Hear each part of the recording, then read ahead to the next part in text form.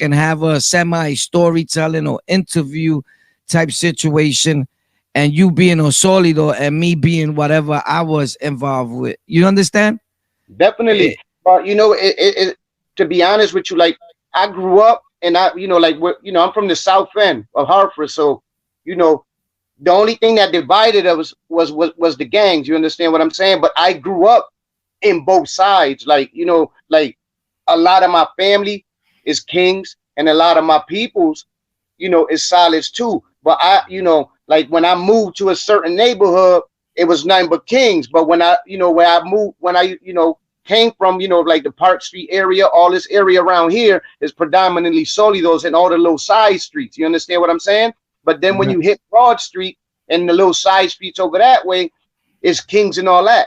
But I done grew up on both sides. You understand? I know exactly what you're saying and what you mean, because I semi went through the same situation. But I'm gonna tell you, Connecticut,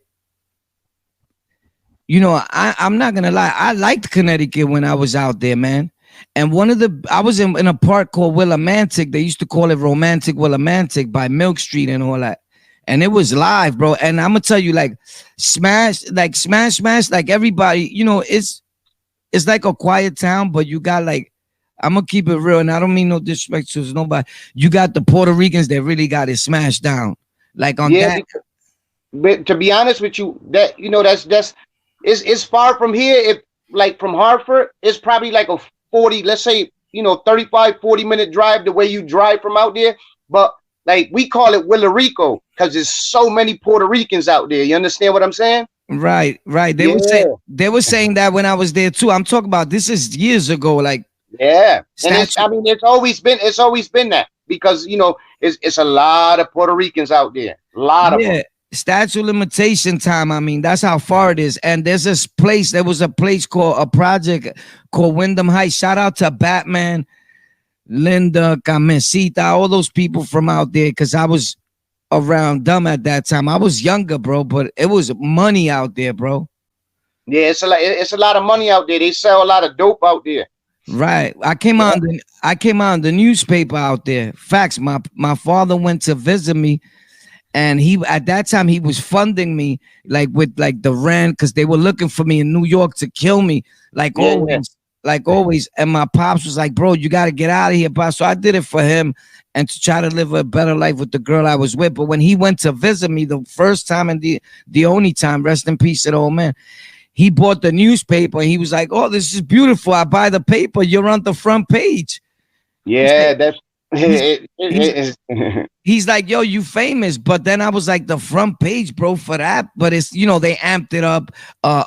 Gang members arriving from New York Tuesday, planning to leave Thursday with money from heroin. It was crazy. So at that point, I figured out that if you're from New York and you get locked up in Connecticut, they're gonna try to make it a big thing so you don't go back.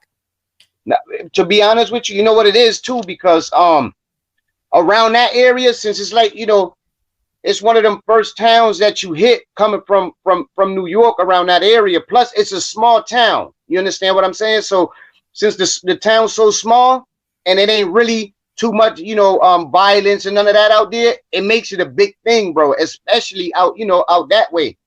Right. It You know, was a 'cause big thing. it's not a major city out, you know, in Connecticut. It's not a major city. You know, it's so small. You know. Right. And I lived on this side of the street, and right across the street from where I opened up the spot at, it was the court building, bro. I was wild, and dudes were like, yo, you crazy, because I was doing it through my backyard. So like I thought they Yeah. couldn't, I figured they couldn't see. You know, we think we invincible, bro. They had everything down locked. Anyway, so you wind up getting locked up. How much time you did out that whole bid in Connecticut? Uh, okay.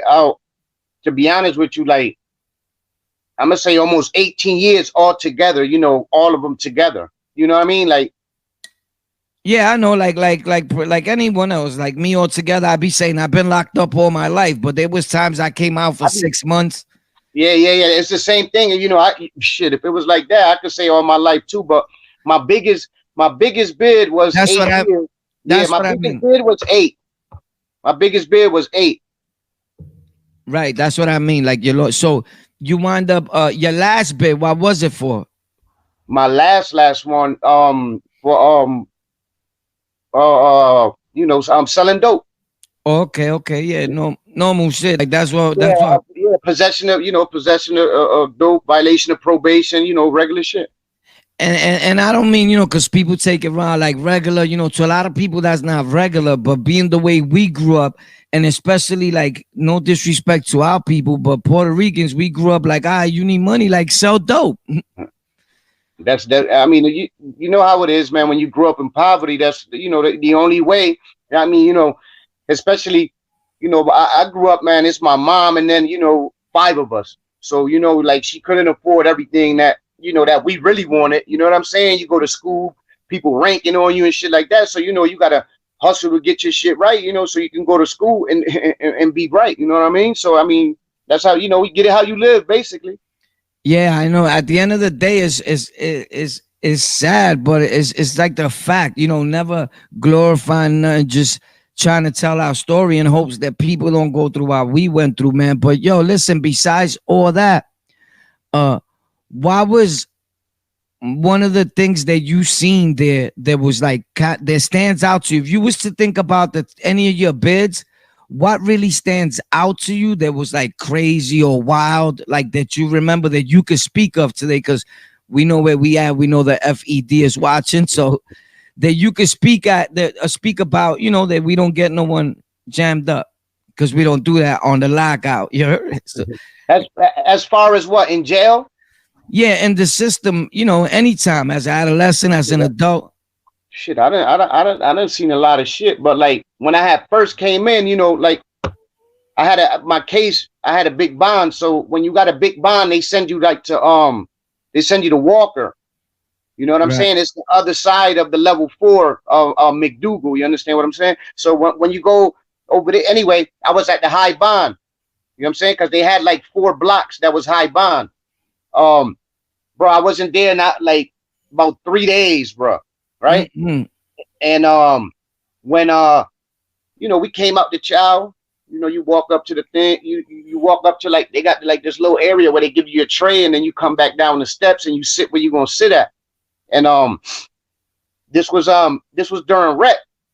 You know what I mean? So come out the rec, another dude, one dude playing chess. I don't know what them dudes had got into or whatever, but dude playing chess, and I guess him and the other dude had beef. Bro, the dude went in his cell. He must have had his shit playing, because when he came, as soon as we came out, bro, we was like 5 minutes maybe into rec or whatever. And bro, home back then, they sell hot pots where you heat your water up or whatever. Right. Yeah, he put the water, water with oil. He heated up the oil and all that. Bro, he just dude was playing chess, bro. He threw the water on him. All this shit melted, bro. That shit was looking like a candle, man. You know how the side of the candle, that shit just melt like that, like the wax? Yeah. When the dude grabbed his face, that he went like this, and he put all that shit was like, oh, bro. The nigga just put all his skin. That shit got red, swollen. And when he went, bro, all that shit just, That was like, I mean, that's the one, first thing I seen, because I done seen a lot, like I told you. Like a Scooby-Doo moment for real. Like, yeah. Y'all already know what this is. It's on the lockout. I promised you guys that I was gonna. Yo, I can't. Sorry, guys. Today we're gonna talk about a lot of things that's going on. Everybody. So, how I feel about what's going on in the streets on Dykeman with the Dominicans, my opinion, much more going down right here on the lockout. Boom.